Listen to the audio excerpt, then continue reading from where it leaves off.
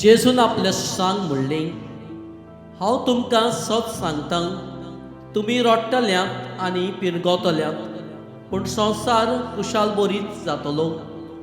तुमी कोंता बरीत जातलेत, पूण कोंतीच्या लेख तुमकां मेळटलो संतोश.